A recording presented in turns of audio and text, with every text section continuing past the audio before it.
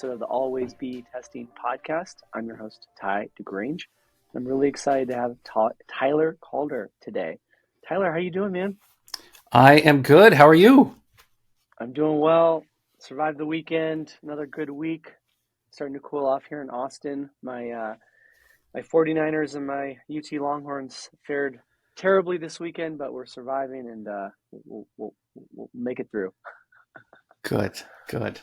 I'm crossing my fingers for you. Yeah. How are you in your neck of the woods? Good, good. I'm just hanging outside of Toronto, so we're in the thick of fall. I'm trying to squeeze in potentially a few more rounds of golf as I continue my journey to trying to figure out that game. But we're probably only a couple of weeks before we got to shut it down. Yeah. Yeah, I commend you for that journey. It's a challenging and humbling one, but one that I enjoy as well. awesome. I love it. Yeah. Love it. Love it. For those who don't know Tyler, he's the CMO of PartnerStack. Very, very great experience within PartnerStack, within B2B SaaS and in marketing and in performance marketing. I'm really excited to delve into some good learnings today. Um, Tyler, maybe to kick us off, maybe just tell folks in the audience about PartnerStack. Yeah, for sure. So, the way I like to describe Partner Stack is, a little bit of a journey. So, the highest level, what I suggest is, we're the leading platform for scaling partnerships and driving revenue for B2B companies, right? So that's your pretty typical tagline. But really, when you unpack that, what that means is the platform we've built has quite a bit of breadth to it. And so our whole value prop from day one was companies really should be thinking about how do you bring all of your indirect revenue opportunities under a single strategy, a single owner. Like it's so powerful, but that power is kind of diminished when it's so fragmented across a company. So what I mean by fragmented is you might have somebody own, marketing partners like influencers and affiliates, content creators, and then you might have sales own, agencies and co-sell partners and resell partners. And so what that leads to is this fragmentation. It leads to teams using 4 or 5 different pieces of tech, depending on what they're trying to do. And so we said, no, like this really should be a single strategy and you need a single platform. So that's sort of the breadth that we've built. No matter what type of indirect revenue motion you have running, you can manage it and run it through PartnerStack. And so we like to say it really is about managing and orchestrating your entire kind of indirect revenue ecosystem. So tracking attribution, partner onboarding, partner education, certification, tyranny programs, managing payouts, all of that fun stuff. And then we have this network, which is really interesting. So we have a network of about 80,000 active partners, all focused on B2B. And we're regularly trying to match those partners with customers and find a really good pairing where there can be kind of mutual benefit between the two. So you have the platform to sort of manage everything, and then you have the network to help you continue to scale the impact of your program. So, my big, bold vision when I talk about PartnerStack is B2B companies, when you look at where they spend cash, it's Google, LinkedIn, and events. My big, bold vision is PartnerStack should be on that list. It is one of the default kind of sources of distribution that you look for when you're rolling. So that's I us. love that. I love that, Tyler. We're share a lot in terms of vision for ourselves and where we're seeing success and placed a very significant bet on B2B and seeing a lot of success with SaaS and just believers in the model and also believers in what partner marketing and affiliate and influencer marketing can do for said model. So I couldn't agree more that it needs to be part of that stack beyond events, beyond Google, beyond LinkedIn. And I love hearing about it. I love the progress and wins that I've seen and the great work that your team and you have been putting out and sharing and educating the community about what wasn't really a thing a few years ago, gang. Like now it's really Right. exploded into something quite powerful, and so I love that. Awesome. Yeah, I appreciate that. That's great. Yeah. As chief marketing officer, as a performance marketer, someone knowing kind of, hey, these are the these are the channels that you can tap into as you think about marketing PartnerStack. What are some of the growth loops that you've tapped into? What are some of the levers that your thesis is kind of centered around? What is kind of the your stack, if you will, if you kind of flip it on your put your marketer hat on for PartnerStack? Yeah, for sure. I think the growth loop question is always a good one. And so there's a few things I would point to. I think the first is just the business itself is an entire growth loop. We got a pretty good flywheel going. And so what I mean by that is, our platform, as I mentioned, like it's pretty powerful on its own. Like I mentioned, sort of the breadth of what you can do with it, the depth you can go with key partner types. But when you pair that with our network, like to me, it becomes this really interesting, almost unbeatable thing in the B2B space because the two feed each other so well. So really what I'm saying is as we sign more customers, those customers attract more partners into our network, right? As partners out there see, all of the kind of B2B behemoths that we're working with, all of the up and coming startups that we're working with, it's a really attractive place for partners to come and drive their own business forward. So as we sign customers, it attracts partners. And then as we attract more partners, that in turn makes the network more valuable and attracts more vendors. So I would say that, as much of a cop-out answer as that might be, I would start there. Like the whole business is sort of built on that loop, which I think is a really interesting thing. And then, if I were to get a little bit more zeroed in and tactical, I think, we have this data loop that I think is pretty important for our business. So the more vendor and partner connections that we have in our network, the more data we're able to capture and aggregate. That data informs product development. It gives incredible insight into what the best of the best are doing to drive success in their programs. It shows us what maybe some of the lower performing companies are doing, and we can interject and help, and we can learn perhaps what not to do. But really what that loop is doing is driving incredible insight into our marketing team to build content with. It helps drive our approach to coaching during the sales cycle. Right? How do you provide as much value as possible during the sales cycle? And then once they're, a customer, same with the CS team, right? So all of this data around kind of what like I said, the best of the best, and then being able to slice it in a 1,000 different ways, depending on who we're coaching and supporting. I would say that's become one of our biggest growth loops, at least in my opinion. I think that data play is really critical, and it's one of the things I always encourage people to look at, is what's the data that you have access to that nobody else does. You can really start to anchor a lot of what you do, not just in marketing, but your whole organization to that. And then, I'd be amiss to not suggest that our own partner program of a partner ecosystem is a pretty significant growth loop itself. I think the more that you can lean into partners and attach them to your marketing, your sales, your customers, the stronger just about every single metric across your business will become. On the marketing side, co-marketing with partners, you're going to drive more traffic. You're going to see higher conversion rates, more engaged traffic. Your cost to acquire is going to be lower. Sales side, shorter sales cycles, higher ACV, stronger win rates, CS, stronger net revenue retention. So for us, just focusing on our own partner ecosystem is right up there with one of the most important levers that we're pulling.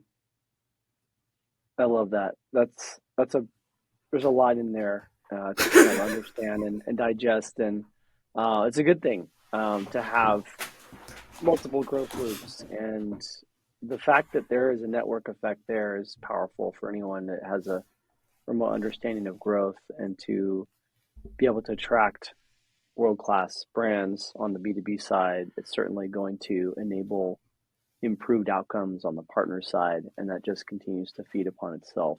So I love that.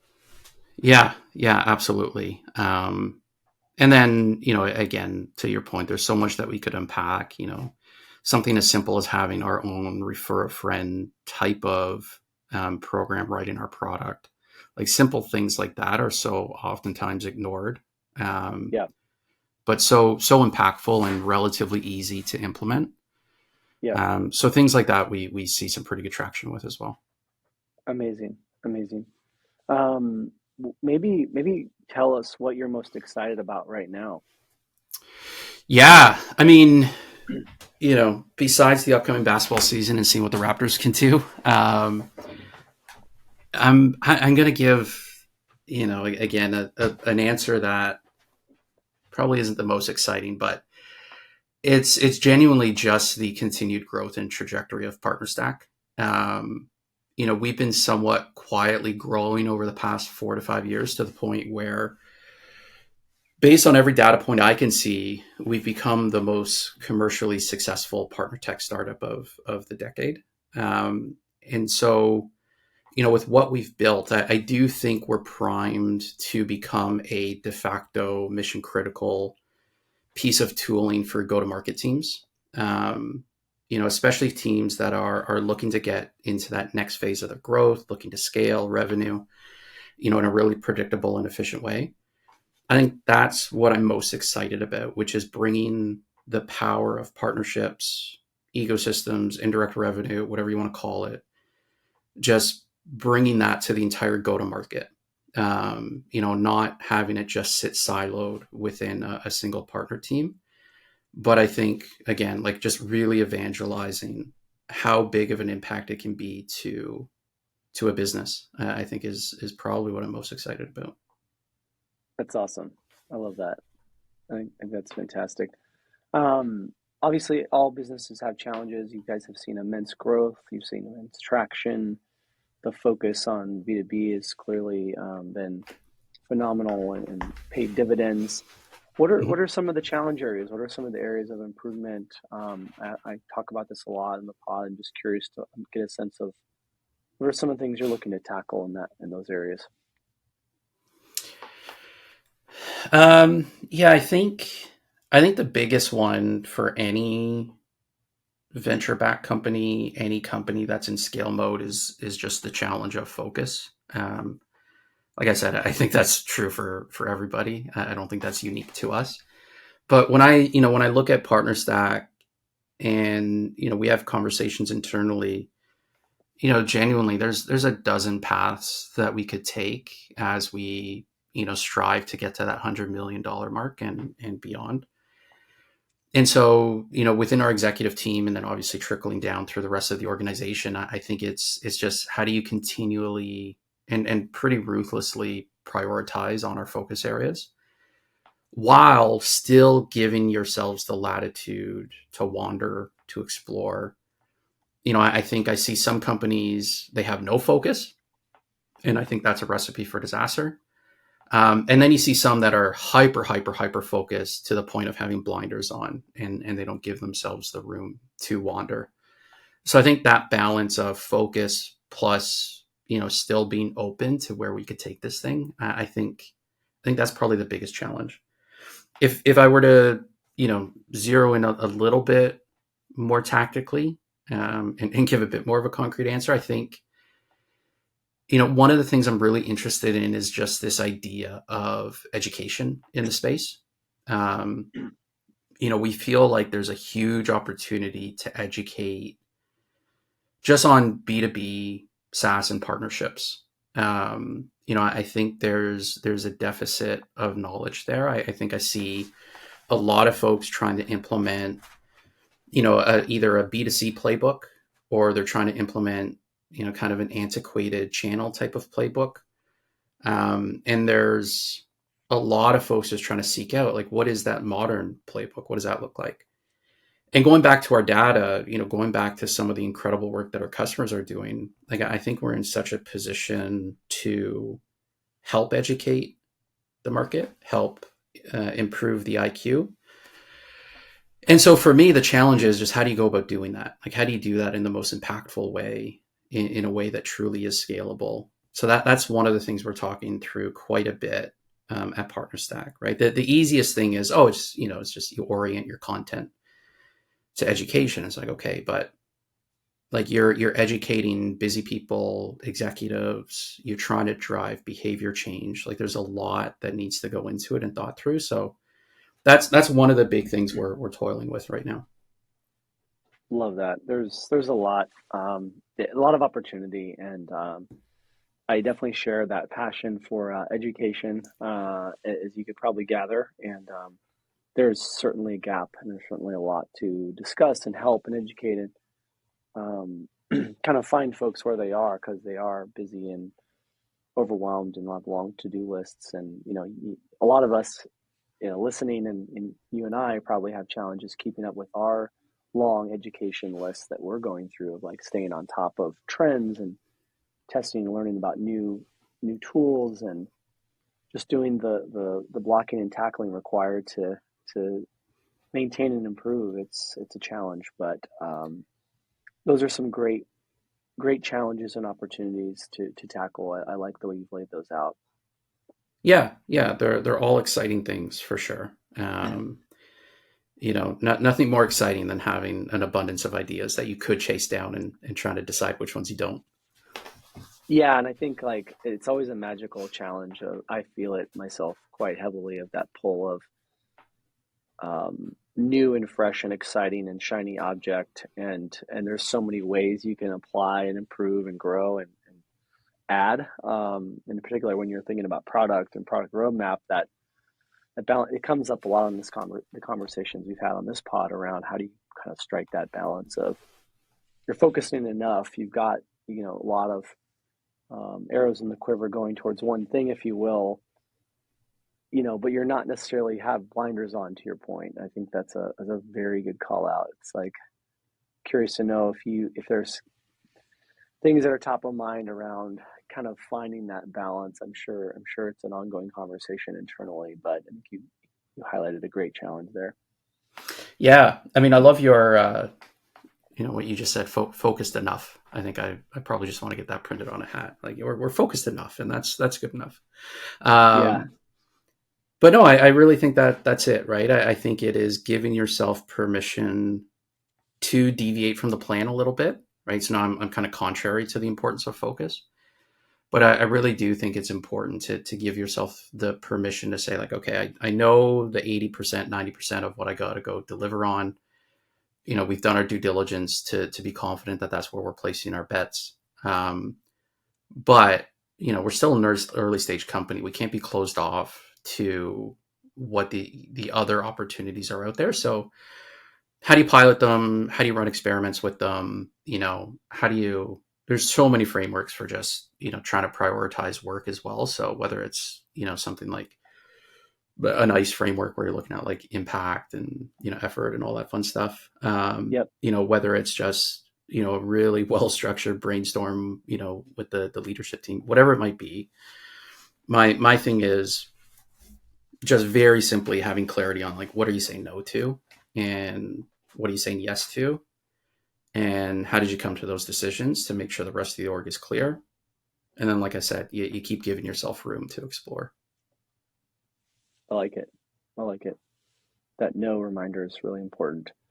What are some client outcomes that you kind of have seen jump out at you with PartnerStack and some of the brands in B2B that have really nailed it? I'm curious to learn more about some of those examples that you want to share with the audience. Yeah, I mean, I would suggest that most of the outcomes that we support and what we hold up in case studies and kind of customer anecdotes, it's all a revenue outcome, as simple as that sounds. I think when we look at our customers, step one is, if you don't have a partner program, then the outcome is just, you now have the ability to do partnerships, right? Like it is a transformation type of story where you couldn't do the thing before and now you can do the thing. So that's step one, the ability to have the infrastructure to run a meaningful program. And then it becomes a revenue story of how do you go from, 0% of your revenue coming through the channel or partnerships to 10%, 20%, 40%, 60%. So that's a lot of what we kind of focus on with our customers. I'd love to share a few specific names, if that's cool.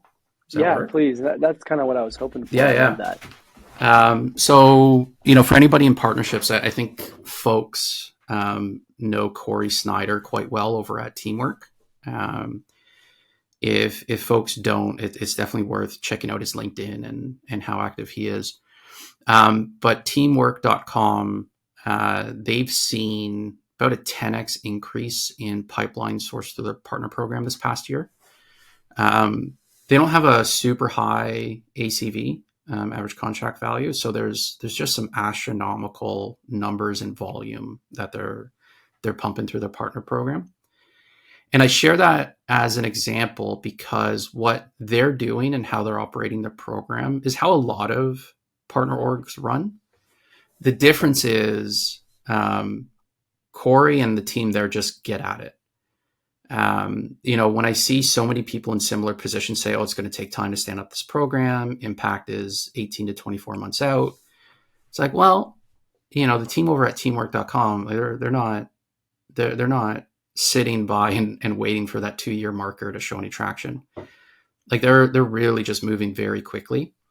And one of the things that they do, I think that's really interesting, and this is true with Corey in particular, like he very much thinks like a marketer in the sense of speed, testing and experimentation. You talk to a lot of partner leaders around the importance of their ideal partner profile, which it's absolutely important. But I see so many partner leaders try to get it perfect before they've even stood up their program. Whereas, some you don't know. Like you can do as much whiteboarding and guesswork as you want, but really you should formulate a hypothesis, get out there, start just ship it. Like see what's happening, who's responding. Like you're going to get the data that really helps you zone in on who your ideal partner type is. You can figure out all of the signals, the characteristics, and you can just move fast. That's just one very specific example. So I think they're just a great example of using the platform to scale, to communicate with their partners, to onboard them, to activate them, and just do it really, really quickly. Another org worth checking out and looking at is Glide. We just published a case study and a video with them and the person over there, Brett.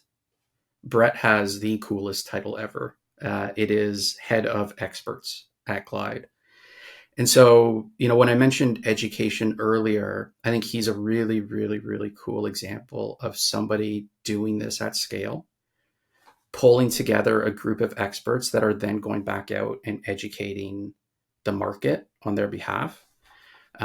He's done it using PartnerStack and a bunch of our APIs in a way that nobody else ever has before. So it's worth checking that out to go into a little bit more details, but just the way he's approaching this idea of education and leveraging experts as partners, I think is just really, really incredible. And then Apollo is always just a really cool example, given how quickly they're growing. Jennifer Rima over there, she's been a great customer of ours. And I estimate 15 to 20% of our customers are using the full power of PartnerStack, right? So it's a fairly low percentage. But Jennifer and her team have kind of wrapped their arms around just about everything you can do with PartnerStack. And so going back to the original vision of all of your partner types, one platform, one strategy, their team is really, really seeing that through, which is awesome to observe and use it as a good example. Yeah, I've some of those certainly resonate, and those are like I love the different use cases there, and like especially like the creativity around using tools and properly, tapping into those APIs that many others aren't, and it's such a not talked about enough tool, API and those connections. I think that's such a exciting part of like making it more automated, scalable, powerful, data rich, all those fun buzzwords, but they're real. And to see the 10x growth type numbers is really certainly like jaw dropping, speaks for itself. It's part of the success that you're seeing. So I love and appreciate those specific people examples. That it means that's it's I think people get a lot of value and understand that intrinsically. So it's huge. Yeah, they're great leaders in the space. They're worth following. I say, what they all have in common is they just they allow their creativity to push how far they can use the platform. And that's always what I encourage people to do. Like, think about, like, hey, I really wish I could do this thing, or wouldn't it be cool if we could do Yeah, this thing? Like, yeah, have those sessions where it's just kind of this divergent type of fun yep, brainstorm. And then yep. there's a really good chance you can do it, whether it's with PartnerStack or another piece of technology. Like, you're going to be able to do that thing that you wish you could do. You just got to, again, give yourself the permission to kind of wander a little bit and brainstorm those things. And I think in growth and in product and in performance marketing and the data heavy emphasis that we have, which is very powerful and positive, and it's helped us in so many ways. I think oftentimes performance marketers don't always appreciate the need to take those big swings and to be creative and to think about, okay, what can I dream up with this program? What can I envision is possible with this program to make it easier for partners, more scalable, more a more agile feedback loop. I think you're hitting on something that's easy to say, harder to do, but is really important. Yeah. And I think, growing up in the performance marketing world, I think one of the things that I regret early in my career is getting so hung up on just incrementalism, right? So, I'm managing a Google Ads campaign and our click through rates went from, 7% to 8.5%. It's like nobody cares. The Yeah, conversion rate of our page went yeah, from, whatever, 12% to 12.5. And I'm sitting here celebrating those things as wins, and they are wins. But realistically, what the business is interested in is like, no, what's the next level jump in our growth? Like, what's that thing? Like, move away from the incremental and start to think about the exponential. And I think partnership leaders are in such a good space to be able to do that and not get sucked into incrementalism, just how big of an impact partners can have. So again, that's just the other reason why I encourage people to, again, just be creative, think big. You can always rein stuff in and figure out what realistic looks like today, but yeah. have your eye on something bigger than just incremental. I love that. I love that. Zooming out beyond all the goodness and focus on partner stack and kind of what you're working on now, thinking about your other, revenue opportunity, marketing experiences, especially in how, marketing SaaS is certainly unique. Is there anything maybe you have that are challenge, are lessons or things that you've observed that are just going gangbusters, or have you encourage folks to look at if they're in marketing for software, particularly in SaaS? I'm just curious to think through like some of your other learnings, not just at PartnerStack, but beyond. And it kind of alludes to some of the great things that some of these brands are doing on platform, but specifically in marketing SaaS in its unique way, right? You've talked about events and Google and kind of getting creative, going beyond that. And obviously, partner marketing is the focus, but Mhm. is there anything that you kind of have that you want to share with the audience around just the learnings or things that were notable, you know, even beyond PartnerStack with your other experiences in marketing SaaS? Yeah, definitely. I think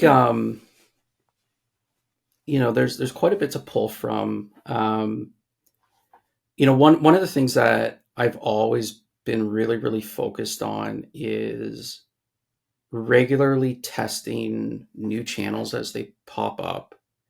I think it was well, shoot, what's his name?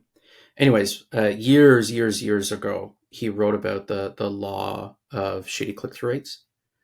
Andrew Chen? Um, yes, yeah, Andrew Chen, exactly. Um, And I don't think people think about that enough, which is like you're going to get to a point where you're in a channel that is completely saturated and you're going to start to see diminishing returns. It just happens. And so if you're not constantly looking out and testing, what the new thing is, you're missing out, right? Because by the time you get to it, it's probably going to be saturated. The impact is going to be diminished.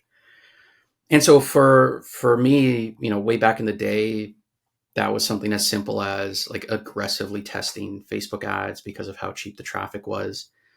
But I would look at that as an opportunity, not just to test, Facebook as a channel. It was, how do I drive targeted but cost effective traffic to test messaging, to test landing pages, like to figure out what's working, what's not working before I go full tilt into a larger investment.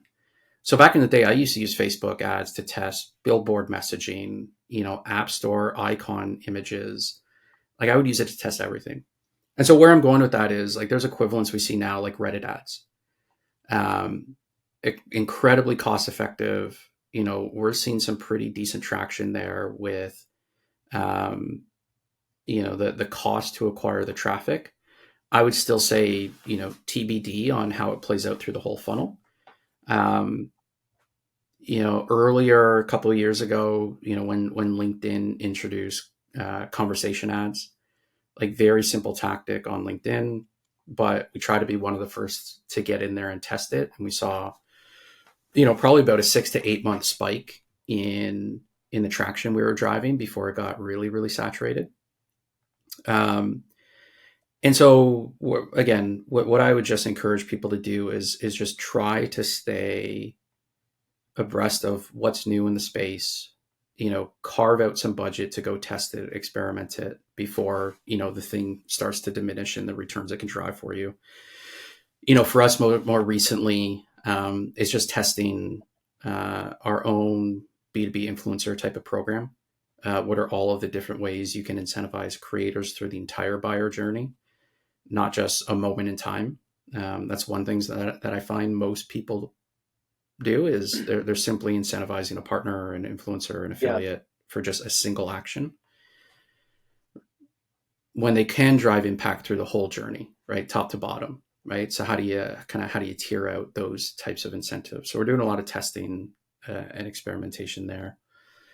And then, I encourage people to stick with the unsexy stuff. Like going back to some of it is definitely incremental in nature, but something as simple as just reminding ourselves at PartnerStack, as an example, like we should be testing,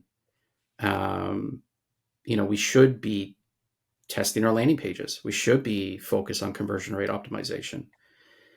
If I can improve our traffic to demo requests by 10% without spending an additional dollar to drive the traffic, like that's a pretty big win for a company that is, trying to get to profitability, trying to be as efficient as possible.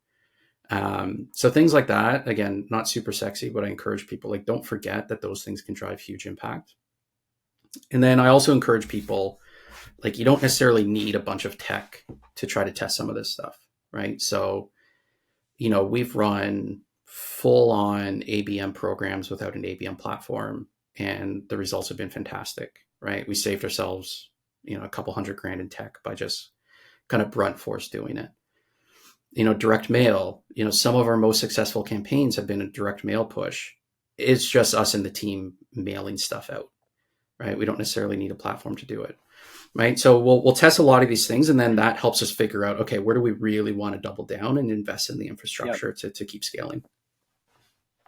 Tyler, I love that. It's obviously central to the thesis of the pod. We've had guests like preach, very similar. Just talking to someone on Friday in a very different vertical, but one steeped in performance marketing. It was, you got to have a percentage of that budget outlined that is purely testing. Yeah. And, it's, call it an insurance policy, call it investment, call it research and development. There's obviously a lot of ways to think about that, but even especially right now where there's some constraints certainly higher than they were over the course of the last 5 years at times, we have to be scrappy and thoughtful, and yeah, it's a challenge kind of getting that finance buy-in at times. But ultimately, you're spot on. There needs to be that macro view of law of shitty click-throughs is really a great reminder, because those what worked 6 months ago is definitely not always working now, and sometimes even what worked 3 weeks ago isn't what's working now. And I think it also kind of goes back to the highlighting the value of partner marketing or affiliate marketing for everything that you and I are focused on. It's that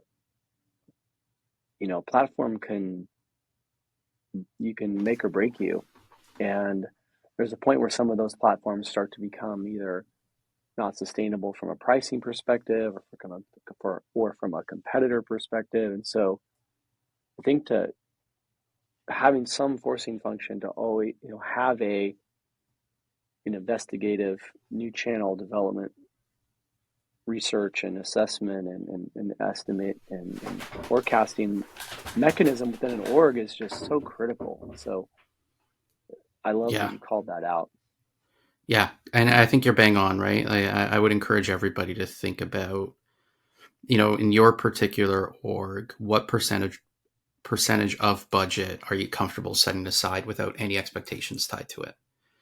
Right? Because that's the other thing. I think, I see companies say like, oh yeah, we put 20-30% of our budget to testing and experimentation, but it better work. And it's like, well, Yeah, if that's that's not really testing and experimentation at that point, right? You're going to get people playing yeah, it safe. You're going to get back, into yeah, incrementalism. Like you need to have no expectation that yeah, it's going to do anything. It might actually send you backwards, and you have to be okay with that. yeah. No, and it's easier said than done, but I think you hit the nail on the head. It's like people often say it and they don't necessarily mean it. And if you zoom into a partner program or affiliate program, we should. I would say the same logic probably applies. There should probably be about 10% that's kind of in that Mm-hmm. experimentation end of the spectrum, or there's a barbell approach of like a mixed portfolio thoughtfulness around that. And I think you nailed it. Why wouldn't you apply it to your partner program as well? Yeah, totally. And I think, you're right. It is easier said than done. But it is incredibly hard to do if you're not hitting your numbers with the 80-90% of your budget. Right. So you got to hit your numbers. You got to build confidence in the org that they can trust. You're going to Yes. keep pushing. You're going to do what's right. Um, Yep. so that's the other thing, right? Like if you're not hitting your baseline numbers, like I probably wouldn't be going suggesting like, guess what? I'm going to take 30% of my budget and it might just disappear. We might not get anything 100%. out of it. Right. So 100%. Let's coming down the home stretch, moving into some more mhm. personal, fun questions. Tyler, what's the sliding door moment in your career? What was that pivotal point that you want to share with the audience? um, I think for me, and again, I think this is true for everybody, right? You have a number of them that stack up on each other. But for me, I think it was, very quickly out of school, I worked at what was a 300-person startup, Eloqua at the time, ended up being Canada's largest exit. And, I would say that that's moment number one where I just saw the pace of a startup, how innovative they were, how just incredibly ambitious everybody was. I used to work in a bank through my summers at university, and it was like the complete opposite of pace. So that was the first exposure of like, oh shit, this is what I want to do. Like this, whatever this is, that pace I want to do. That was one. And then I think the other, once I left Eloqua, was making a decision between two roles. One was at a very small agency. I think when I was interviewing them, they were 9 people, 9 or 10 people. So that was option one. They had, maybe a handful of customers, but they were doing really interesting things in digital marketing, like all of the things that I was quite interested in myself. The other was a sales job with a fairly large ad tech company. And we're going back to almost 20 years. So they're like, you get a BlackBerry. I was like, you're going to give me a BlackBerry? Like, this sounds amazing. Um, every summer they had a party at the Playboy Mansion, which I was like, you do what? I was like, all right, there's something interesting there. Like, wouldn't mind, checking out the grotto. That's hilarious. Um, and so I think the moment was making the decision. Like, those are all dumb reasons to take a job. And taking the job with a small agency where I would get exposed to so much. I'd be on kind of the ground floor of learning. They were one of the only digital marketing agencies in Canada at the time. I think the moment of taking that job was really the defining moment of my career, because I was there for 8 years, and that's where I just saw everything. I was hands-on. Like, I managed, at one point in time, I was managing 400 SMB accounts myself. So, like, just seeing all of those different verticals, trying to figure out how do you make SMB work in the digital age. And then I had about 50 enterprise accounts I was managing. Like, it was just absolute chaos, but I had my hands on all things digital. And the founders were great, and they just let me do it all, right? A lot of agencies kind of say, no, you do this. That is your job. You don't talk to the customer, right? You're not client facing. And they didn't care. They just let me talk to anybody, do anything. And so I would say being lucky enough to work with founders like that in an agency that was growing the way we did. So we ended up growing to about 110 people or so. One of the biggest independent agencies in Canada. That's probably the big thing that I would point to. It's where I got comfortable with sales. It's where I got comfortable managing people, all of that fun stuff. So just that decision, I would say, was the big one. It's awesome. It's like the path less traveled. That's maybe not as quote unquote sexy, or has the bells and whistles, or the quote unquote perks, but is going to get you the exposures and challenges and learnings and more breadth and depth. And that led to so much more knowledge. It sounds like so much more Yeah, gains and long term. yeah, it was half the pay. I remember my parents being like, "What are you doing? You're deciding to take half of what the pay is." But yeah, to your point, like the learning was just so accelerated. And now almost every job I've had since the agency, I can connect back to the agency some way. They were a client, they were a friend of a client. Like, it all goes back to there. So very thankful of my time there. Well, smart on you to make the right call there and do the hard Well, work to lead to those better outcomes. a little bit of luck too, right? Let's be honest. Yeah, 100%. I couldn't agree more, and I appreciate you calling that out. All right, getting into some fun ones. An item that you've purchased recently that you just rave about, you want to share? Yeah. So this, I don't know if it's been on camera, but I bought this probably about 8 or 9 months ago. This is a weighted leather ball, Nord Sports and Style is what they're called. But like, I'm such a fidgeter that, this thing just keeps me sane all day, every day. I like that it's weighted, so like it feels good if I'm, pretending to throw it. I can, use it to rub out, a knot that I oftentimes get in my neck or even my foot. Yeah. So it's truly multi-purpose. But surprisingly surprisingly that.